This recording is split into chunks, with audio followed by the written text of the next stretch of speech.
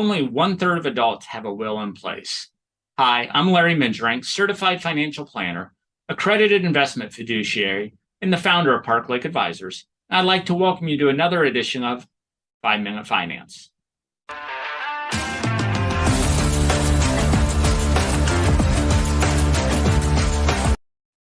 That low percentage may not be entirely surprising.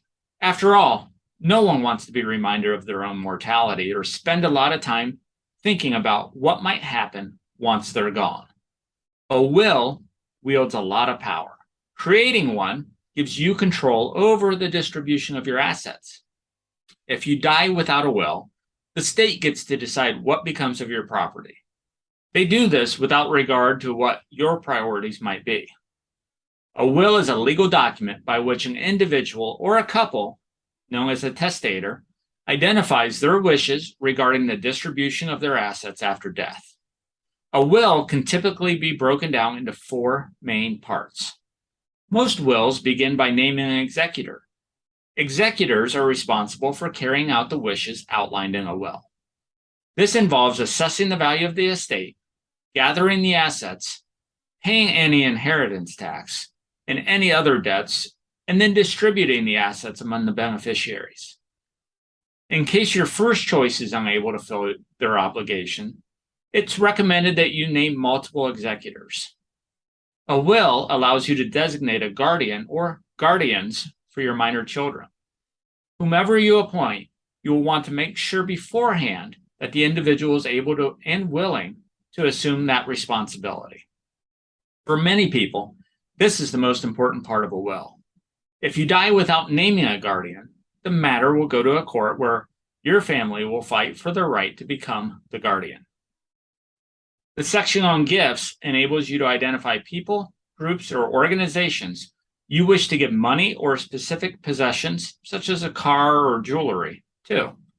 You can also specify conditional gifts, such as a sum of money to a young family member, but only when they reach a certain age. The section most people are at least somewhat familiar with is the section dealing with your estate. But what's an estate? Your estate encompasses everything you own, including real property, financial investments, cash, and personal possessions. Once you've identified specific gifts you would like to distribute, you can apportion the rest to your estate in equal shares among your heirs, or you can split it into specific percentages. Keep in mind, items such as an insurance policy or a retirement plan like an IRA or 401k will have a beneficiary designated on them that will pass outside of your state. Contrary to popular belief, it's not required to have a will drawn up by a professional, and some people choose to create a will at their home. But where wills are concerned, there's little room for error. You'll not be around when the will is read to correct technical errors or to clear up confusion. When you draft a will, consider enlisting the help of a legal professional, especially if you have a large estate or a complex family situation.